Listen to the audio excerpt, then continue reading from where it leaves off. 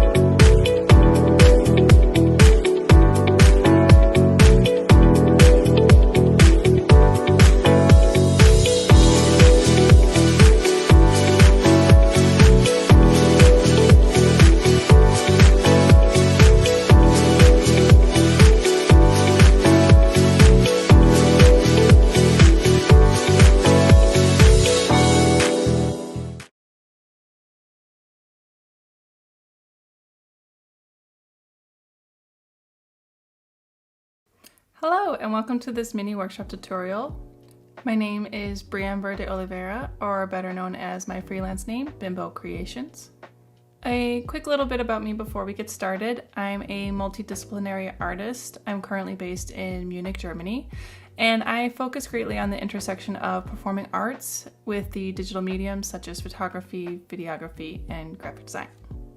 Prior to my relocation, I did live in Detroit. This is where I received my education and launched most of my professional career in the arts field. Outside of dance, everything else, I'm primarily a self-taught artist, so everything you're seeing here today I've learned through a lot of trial and error along with many hours of YouTube University. So if you take anything away from this mini workshop, I hope you walk away with some hope that you don't need some fancy art degree or university education or top-notch equipment to just get started and do your first dance film. Honestly, the worst part is just ripping off the band-aid and beginning the project and doing it. So I hope this helps with that start. If you're watching this, then you're most likely interested in starting and developing a screen dance or a dance on film. This mini workshop is meant to serve as a starting place if you have no idea where to start. Throughout this video, I will be taking you through some important concepts and vocabulary that you should know, as well as how to create a dance on film with nothing but your phone. Personally, I will be using my iPhone. Apologies, I don't use Android devices. That being said, the concepts can still be applied, just the controls will be a little bit different.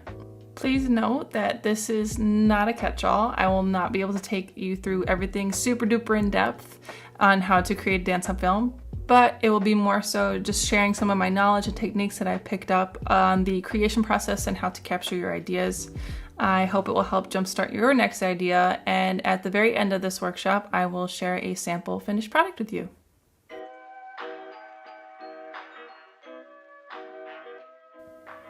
First up, I'm going to be talking about FPS, or frames per second. It's exactly what it sounds like. It's the number of frames that are jammed into 1 second of a video. This affects how choppy or how smooth that the video is displayed, and here's a quick little example of what I mean.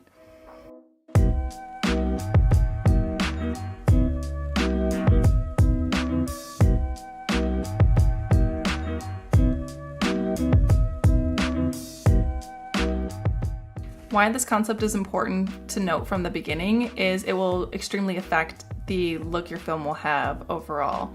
You can do something with the 24 FPS and that gives more of the cinematic movie quality, or you can do something like 30 or 60 FPS and that gives it more high-res quality. It ultimately just depends on what you want the finished product to look like. Another major technical thing to know is that it's important in the editing process. It's because you need to make sure that you have a cohesive FPS throughout your film, or else you're going to have some compatibility and visual issues with your final video you're rendering.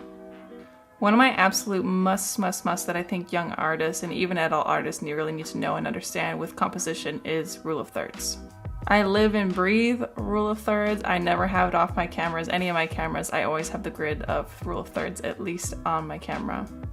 I'm a huge fan of finding the balance between asymmetrical as well as centrally balanced footage.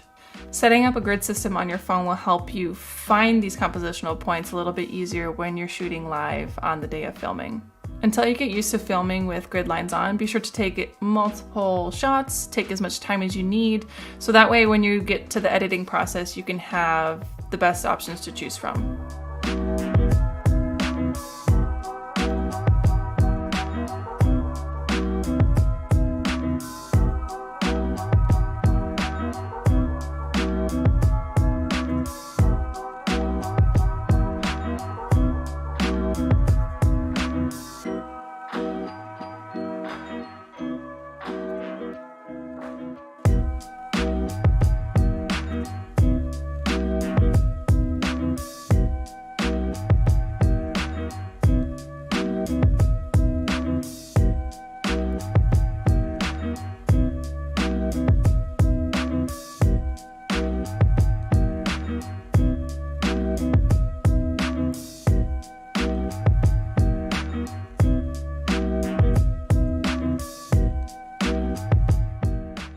The next concept I want to cover is depth of field.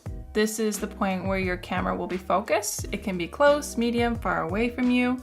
Understanding and experimenting with depth of field can give your footage more literal depth in the viewing, as well as more visual interest for your viewer.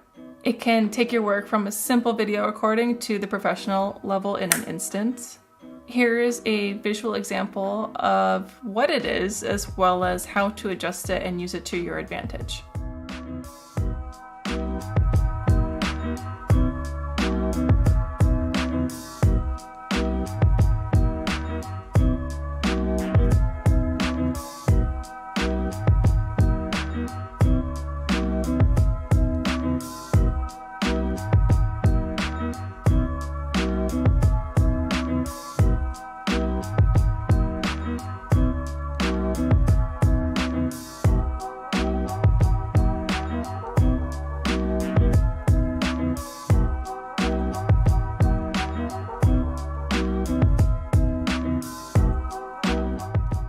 Next up is B-roll. This is secondary footage that you can take at any point, any time of anything that will help fill gaps, create textures, more transitions for your film.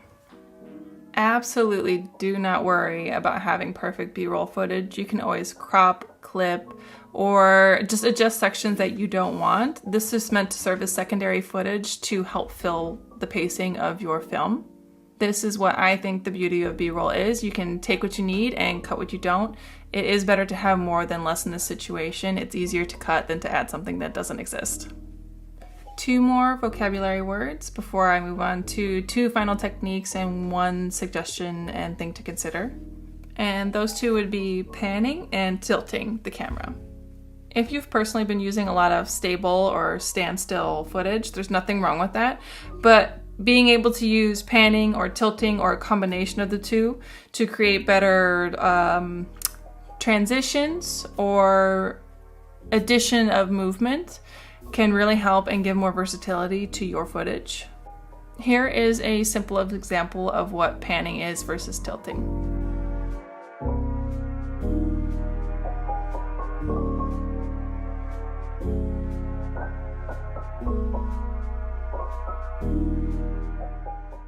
The next 2 techniques deal with how to affect the quality of the video you capture through manual manipulation.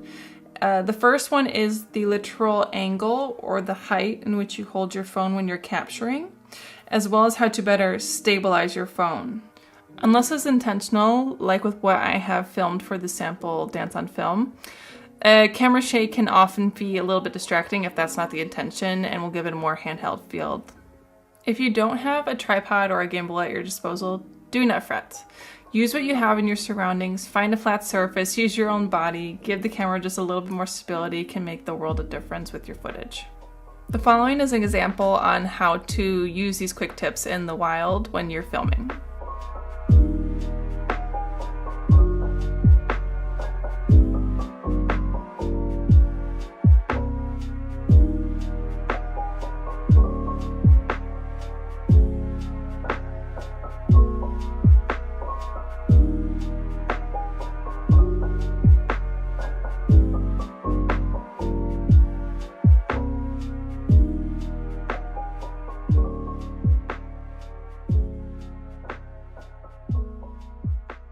With Dance on Film, music is a big topic to consider. You'll most likely not be able to use the popular songs that you know and love. When something's created by an artist, there is often things called royalties. This is the monetary amount that is provided to an artist to use their work for your own professional use. This is not always pertaining to personal use. A good rule of thumb is to just right from the beginning look up royalty-free music. There are a number of websites that offer royalty-free music that you can look through, but with most of them they have small subscriptions, so unless you have a tiny budget to do it, it's not always worth it.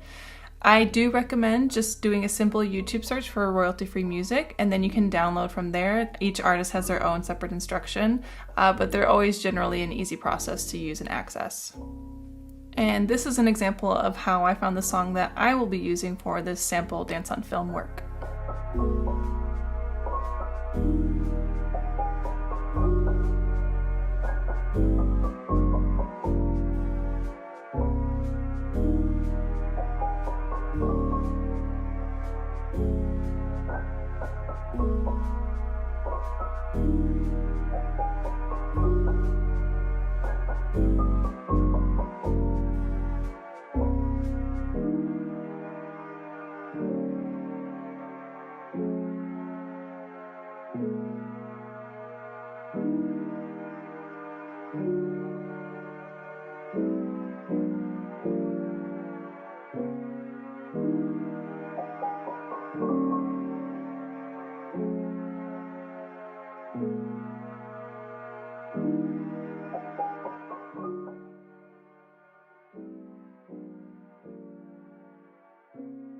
When starting a project, and if you're feeling particularly stuck, begin with finding some inspiration. This can be simply looking up images or concepts on Pinterest, or looking through other dance-on videos that have been on YouTube or Vimeo, just to get a sample of what's already out there. Seeing what's already out there can help you better understand what you can do next, or what you can sample and gain inspiration from. Ideation is the next step for me. This is the development of your thoughts and ideas into a cohesive concept. When you feel ready for this next step, I find it's helpful to stick to a very simple and clean idea. This could be something like focusing on just a movement motif, adaptation of one choreographic phrase, playing with the locational theme, finding a style of filming that you really like, or even just picking one color and focusing on that. Another way to further suss out this portion is to develop a thesis. If this works for you, creating a one line can really help you to have a through line throughout your filming process. An example of this would be, I want to share how fun a simple walk in the park can be. This is actually what I've chosen for this sample dance on film. Setting out one line intention can help you keep focus throughout the entirety of your work and have a cohesive effect when you return to the editing process. If improvisation's not your jam, which is personally mine, or you're wanting to share choreographed work that you've created, now would be the time to set up your phrases and to make some variations of them. This way, on the day of, your filming can be a little bit more efficient and you're not developing the choreographic phrases the day of on site, which can be a little bit of a hindrance to the work. Before you even think about moving on to filming and starting the next portion, I want you to ask yourself these big questions, and if you can't answer them, take a moment and make sure you can answer these for yourself. What is my resolution choice? How long do I want this work to be? What do I want to say, and how long do I need to say it? What do I want this to look and feel like? How many people will be in this film? Is it going to have multiple dancers, or is it going to be just me? Am I primarily the choreographer, or am I primarily the videographer, or a little bit of both? With these last two questions I want you to ask yourself, I can offer some little tips that can help and also affect your choices. Where is this going to be filmed?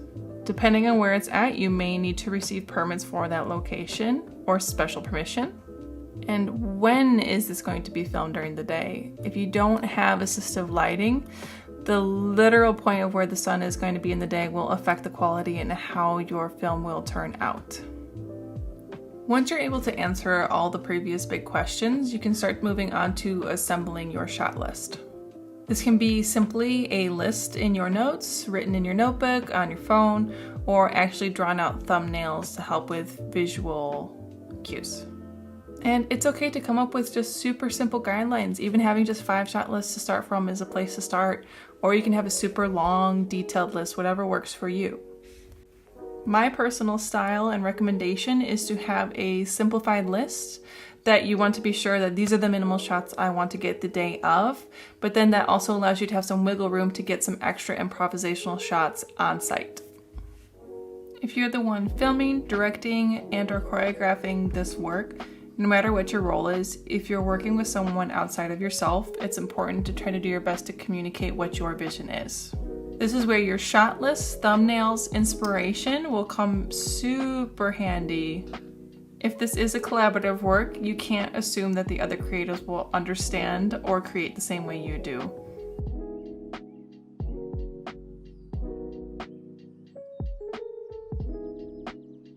Alright, it's the day of filming, you're excited, you're ready to go. Here are some things you need to know and consider on the day that you're actually filming your work.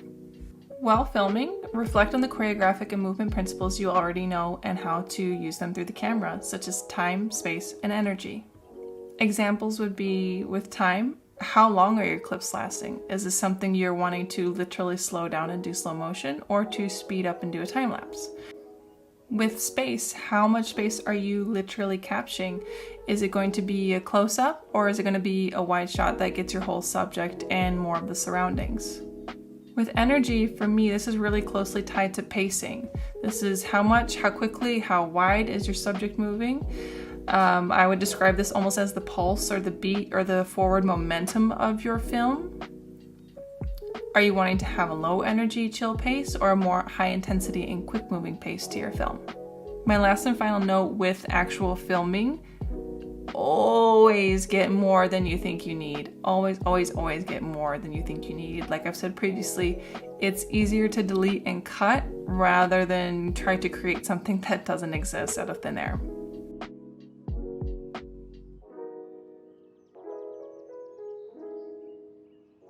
Okay, phew. Filming is complete. What do you do next? It's super important to then organize, catalog, and then cut the footage that you have. Utilizing tools like your albums and folders, along with things like Excel, Sheets, or Google Sheets to keep track and name your footage. This way you can methodically review, see what you already have, see similarities in clips, and how to create preferable transitions throughout the work. Having some form of an album or catalog or organization method at all is particularly beneficial when you're collaborating or working with other artists. This way they can see what you're thinking, your thought process, as well as share their own with you. While you're going through this process, I often find it's super easy to trim and clip your footage while you're cataloging. For me, this becomes a more intimate way to become familiar with the footage that you've shot. It's also beneficial in terms of importing the footage into the application that you're using because it does trim down the time that it takes for the footage to get into the application. Now that you have all of your footage cut, next comes choosing which application you want to use for editing and assembly. Currently what I'm using to assemble this entire workshop is Adobe's Premiere Pro, but what you'll see in the final results of the Dance on Film was actually assembled in Adobe Rush on my iPad, and this is also available on your iPhone. There are a number of free and paid apps that you can use, but it mostly comes down to preference and assembly style. The next thing I'm going to do is do a super quick run through on how to use Adobe Rush. If this is not something that's interesting to you, you can go ahead and skip forward.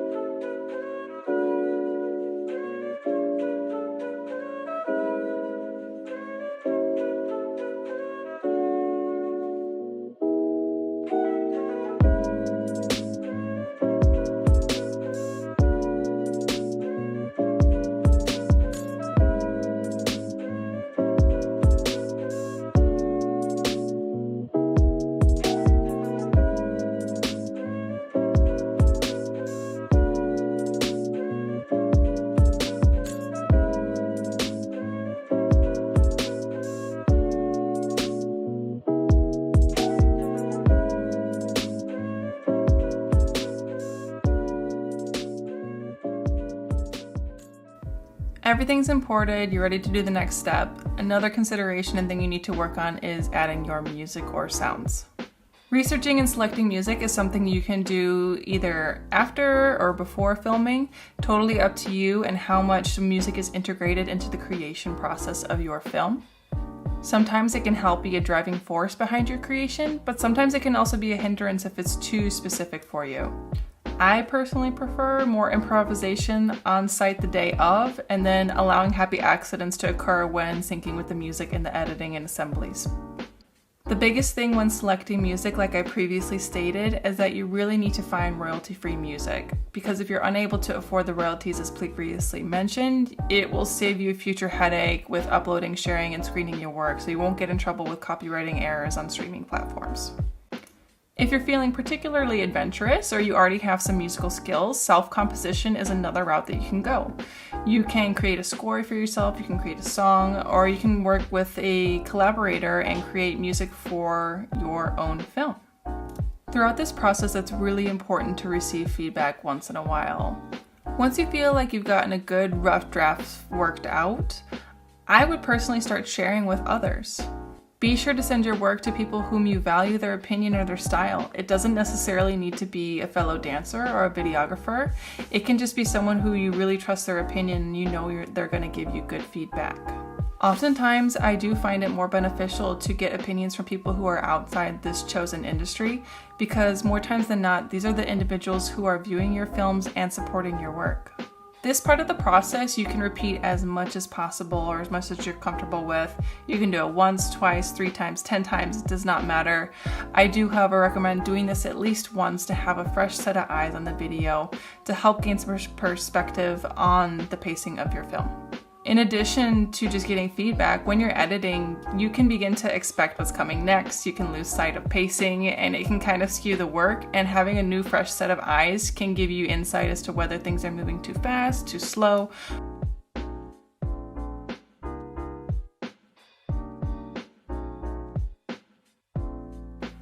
Okay, woohoo, your film's done. Congratulations, you just made your first dance film. You might be asking, wow, what do I do next? Here you go. Here's the next few steps that you can do once you've completed your dance on film. First step, I would recommend creating a spreadsheet of potential dance film fests or just regular film fests that you can submit your work to. This can be their websites, important deadlines to consider, if there's submission fees, if they have a students only category. This way you can kind of keep track where you can submit your films once the work is complete. Where you can do this is on a platform called Film Freeway. This is where you can upload the entirety of your video. To prepare your work to be submitted to festivals or to screenings, you're going to want to create and consider the following. What's the title of your work? What is a brief description of what you want your work to be? Have a short bio in the third person, not using I statements. Have your headshot or a dance shot ready to promote yourself, as well as film stills. These can just be favorite sections of your film that you can take screenshots of and save. And lastly, the thing that you should consider is, depending on how much you want to distribute this film, whether you wanted to share it with everyone or this is just a project for yourself, is how much you want this to be on social media. I say if you're wanting to promote it on film festivals, go ahead and promote it on your social media channels. Share it with your friends, share it with your colleagues, share it with your teachers. Just get your film and the information about your film out as much as possible. Lastly, these are my final thoughts for you. If you take anything away from this mini workshop or tutorial, be sure to take the following. Just take the first steps and rip off the Band-Aid.